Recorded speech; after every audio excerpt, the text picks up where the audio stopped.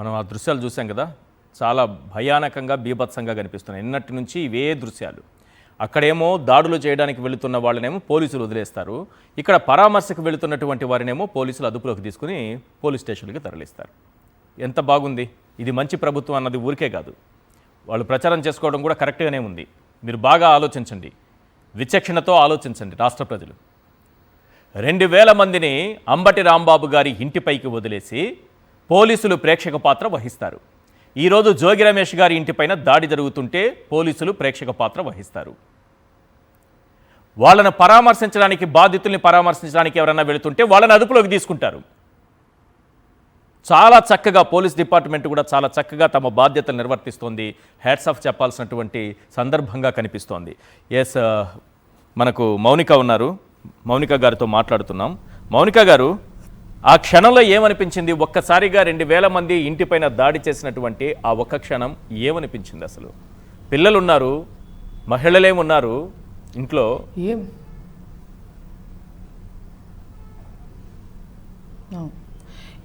ఏ మహిళకైనా ఏమనిపిస్తుందండి? చాలా భయం వేస్తుంది.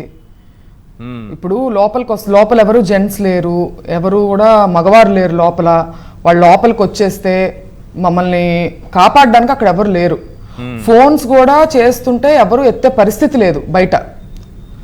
మరి మూకుమ్మడిగా ఇంట్లోకి వచ్చేస్తున్నారు, బూతులు తిట్టుకుంటూ వచ్చేస్తున్నారు ఇంట్లోకి. ఏమనిపిస్తుంది? ఏ మహిళ అయినా భయపడుతుంది. చాలా భయపడ్డాం, చాలా బాధపడ్డాం. ఇప్పుడు మేమంటే ఒక ఏజ్లో ఉన్నాం కాబట్టి మేము ఆ భయాన్ని తట్టుకోగలిగాం. మా అమ్మగారు చాలా పెద్దవారు,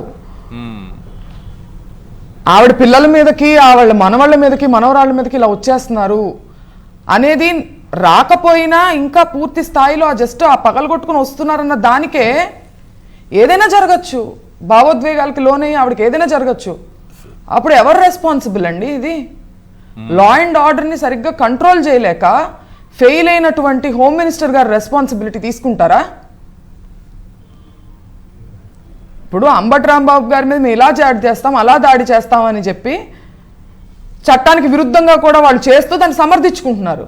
కానీ ఏ సంబంధం లేనటువంటి మా అమ్మగారు తోటి మహిళ మీదకి వస్తే దీన్ని ఏ రకంగా వాళ్ళు నైతికంగా సమర్థించుకోగలుగుతారనేది నేను అడుగుతున్నాను.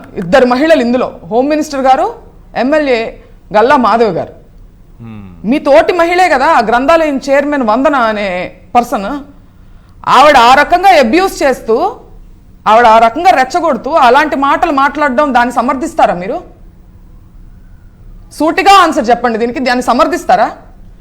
మీరు సమర్థిస్తారా అని మమ్మల్ని అడుగుతున్నారు. మేము సమర్థిస్తామా లేదా అనేంత వరకు కూడా అవసరంలా. దానికి ముందే రాంబాబు గారు ప్రెస్ మీట్ పెట్టి చెప్పారు, నేను మాట్లాడి ఉండాల్సింది కాదు, నేను చంద్రబాబు నాయుడు గారిని అనలేదు, నేను నా మీద దాడి చేస్తున్న వాళ్ళని నేను అన్నాను, అయినా వాళ్ళను కూడా అనకుండా ఉండాల్సిందే ఆయన చెప్పేశారు. ఇప్పుడు చెప్పాల్సినటువంటి వంతు మీది, మీరు చెప్పండి. హోమ్ మినిస్టర్ అనిత గారు, ఎమ్మెల్యే గల్లా అరుణ గారు చెప్పాలి. ఇప్పుడు మీ తోటి మహిళ గ్రంథాలయం చైర్మన్ వందన గారు చేసినటువంటి అబ్యూజివ్, ఆవిడ వాడినటువంటి అబ్యూజివ్ లాంగ్వేజ్ని మీరు సమర్థిస్తారా?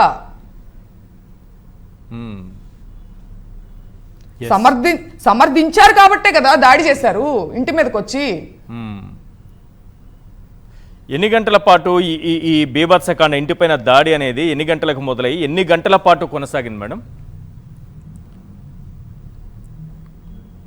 దాదాపు నేను అరౌండ్ 3:34కి కొంచెం ఉద్రిక్తత ఉందండి. దాని తర్వాత చాలా ఫాస్ట్గా సిచ్యువేషన్స్ అనేవి ఎస్కలేట్ అయిపోయినాయి. ఆల్మోస్ట్ నైట్ చాలా టైం అయిందండి, 1 గంట 2 దాకా కూడా. నిప్పు అంటించారు ఆఫీస్కి. సరే, మేమంటే రాజకీయాల్లో ఉన్న ఫ్యామిలీ కాబట్టి మా ఆఫీస్కి నిప్పంటించారు. ఆ ఆఫీస్కి అటుపక్కన ఇటుపక్కన ఉన్నది సామాన్య ప్రజానికం, ఒక నార్మల్ ప్రజలు. వాళ్ళ ఇంటికి నిప్పంటితే ఏంటి? సరే, అంటే మీకు ఉన్మాదంలో నార్మల్ ప్రజల మీద కూడా మీరు వెళ్తున్నారు మా మీద కక్షతో. పక్క నీళ్ళకి మంట అంటితే గవర్నమెంట్ రెస్పాన్సిబిలిటీ కాదా? సరే, మా దగ్గర మీకు కళ్ళు మూసుకుపోతున్నాయి, కక్ష సాధింపుతో మీరు ఏం చేస్తున్నారో తెలియనటువంటి ఒక ఉన్మాదంతో లా అండ్ ఆర్డర్ని క్రాస్ చేసి పోలీసుల సహకారంతో చాలా ఘోరంగా దిగజారి దాడులు చేశారు.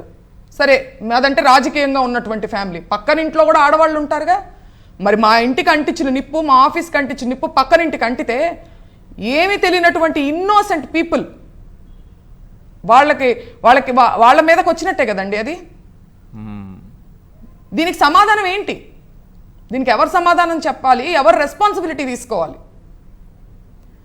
అంటే ఒక 100 ఇళ్ల మధ్యలో ఒక ఇల్లు ఉంటే మీ కక్ష కట్టి మీరు ఆ ఇంటికి నిప్పంటిచ్చేస్తే మొత్తం ఆ కాలనీ తగలడదా? పక్కన ఇల్లు తగలడిపోవా? చిన్నపిల్లలు ఉండొచ్చు ఆ ఇంట్లో. అసలు భయాందోళనలకే ఏదైనా జరిగిపోయి హార్ట్ ఫెయిల్ అయ్యేటువంటి వృద్ధులు ఉండొచ్చు చుట్టుపక్కల ఇళ్లలో. సరే, మా పట్ల మీకు కన్సర్న్ లేదు. మా మహిళలు, ఆ రంబటి రాంబాబు గారి ఇంట్లో ఉన్నటువంటి మహిళల పట్ల మీకు కన్సర్న్ లేదు. కానీ సామాన్య మహిళలు, వాళ్ళ పట్ల కూడా మీకు కన్సర్న్ లేదా? వాళ్ళ ఇంట్లో ఉండేటువంటి చిన్నపిల్లలు, వృద్ధుల పట్ల మీకు కన్సర్న్ లేదా? వాళ్ళకి నిప్పు అంటుకుంటే ఏంటి? మా ఇంటి పక్కన ఇంట్లో చాలా స్కూల్కి వెళ్ళే పిల్లలు ఉన్నారండి, చిన్న పిల్లలు. ఇంత మానవత్వం లేకుండా ఎలా ప్రవర్తించారు మేడం? మీరున్నటువంటి ఇంట్లో కూడా మీ పిల్లలు కూడా ఉన్నారు కదా, చిన్న పిల్లలు ఉన్నారనేటటువంటి మానవత్వం కూడా కనిపించలేదా వాళ్ళలో? మా పిల్లలు ఉన్నారు. లేదండి, లేదు, అది లేదు. ఆవిడ రెచ్చగొట్టి మరి తాగినటువంటి మగవారిని లోపలికి పంపిస్తున్నారు. ఆవిడ అరుణ్ గారు, ఆవిడ పేరేంటి, గల్లా అరుణ్ గారు, బయట నుండి. నేను తర్వాత క్లిప్పింగ్స్ చూశాను. గల్లా మాధవి గారు, గల్లా మాధవి గారు. ఏంటి పిల్లలు ఏమంటున్నారు? ఆ టైంలో పిల్లల పరిస్థితి ఏంటి చెప్పండి? అన్ని గంటల పాటు జరిగింది ఆ బీభత్సం. పిల్లలు ఫ్రీజ్ అయిపోయారండి. అంటే పిల్లలు ఫ్రీజ్ అయిపోయారు. వాళ్ళు ఒక రకమైన స్ట్రెస్ మోడ్లోకి వెళ్ళిపోయారు. అంటే ఆ పెద్ద సౌండ్లు పగలగొడుతున్నప్పుడు వాళ్ళకి అదేంటంటే ఆ స్ట్రెస్ మోడ్లోకి వెళ్ళిపోయి పిల్లలు సహజంగానే, చిన్నపిల్లలు ఏంటంటే దడుచుకున్నప్పుడు జ్వరాలు వస్తాయి. సో టెంపరేచర్ వాళ్ళకి నెక్స్ట్ డే ఇమీడియట్గా రికార్డ్ అవ్వడం.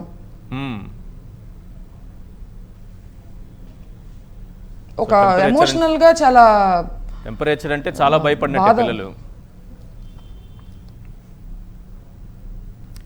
భయపడినప్పుడు తప్పకుండా వాళ్ళ టెంపరేచర్స్ వస్తాయండి. చాలా, అందులోని పెద్ద శబ్దాలు, కార్లు, అసలు డోర్లు అన్ని పగలగొడతా.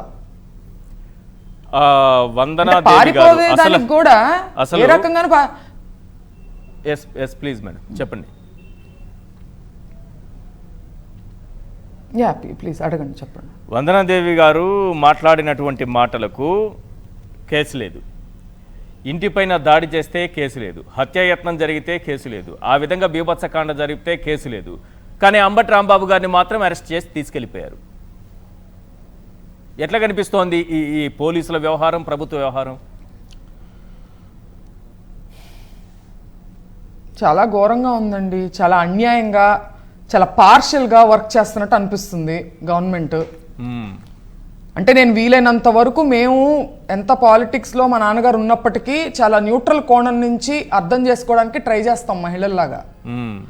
కానీ అలా ఆలోచించి చూస్తున్నా కూడా చాలా దురదృష్టకరమైనటువంటి పరిస్థితి కనిపిస్తుంది. పిల్లలకి ధైర్యం చెప్పారా? మీ మదర్కి ధైర్యం చెప్పారా? మీరే కొంత ధైర్యం చెప్పాల్సినటువంటి అవసరం ఉంది. మా మదర్ అయితే ఇంకా రికవర్ అవ్వలేదండి. అవ్వడానికి కూడా చాలా టైం పడుతుంది. ఎందుకంటే మెంటల్గా చాలా ఎఫెక్ట్ అయ్యారు. ఎందుకంటే బీపీ ఫ్లక్చువేషన్స్, లో అవ్వడం, హై అవ్వడం, తర్వాత పోస్ట్ ట్రామా కూడా స్ట్రెస్ ఫీల్ అవ్వడం ఉంటుంది. కొన్నాళ్ళ పాటు ఉంటుంది అది, అన్ఫార్చునేట్లీ. రైట్. థ్యాంక్ యూ అండి మౌనిక గారు.